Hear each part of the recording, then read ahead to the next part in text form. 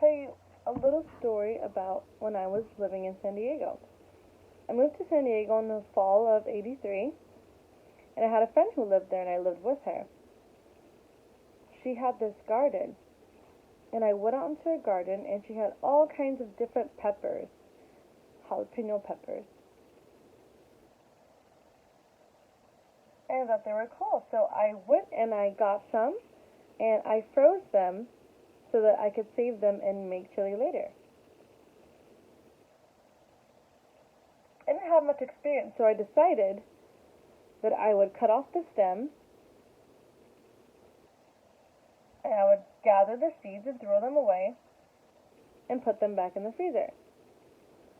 Well, it turns out as I was doing that, I cut my hand. My hand was really hot. So I soaked it in water and got ice. But I still couldn't touch my hand. I had to be very careful from then on out. So much later on, my friend invited me to her house. In the back of my mind, I was thinking about the bad experience I had with the jalapeno peppers and how my hands were burning. So she said, yeah, we're going to have food. And I was like, no, thank you. I'm okay.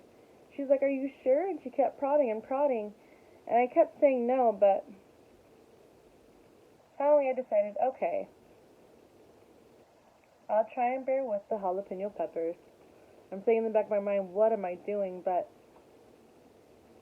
I don't know if I had to deal with a firecracker or something like that.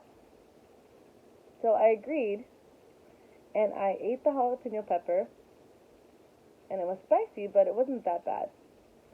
Then I sneezed, and I sneezed again and blew my nose a little bit, and then I reached up and rubbed my nose with my finger, and suddenly my nose was on fire, and I excused myself from the table and went to the bathroom, and I washed my face, and I washed my nose.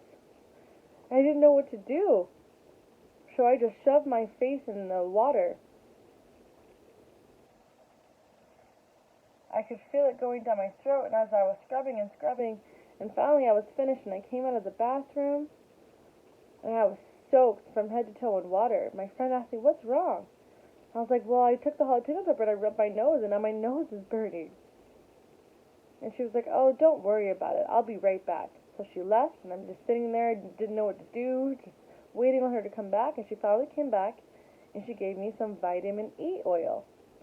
And so it was in a little tablet, so I broke it open, and I got a little bit of the oil, and I rubbed it in my nose, and suddenly I felt so much better. I was thinking, I wish I had known that before the last time I had burned my hand. And so I had an idea. For the next time, I'm going to buy the vitamin E oil ahead of time. I'm going to put it inside my bathroom cabinet, and if it happens again, I'll be ready for it.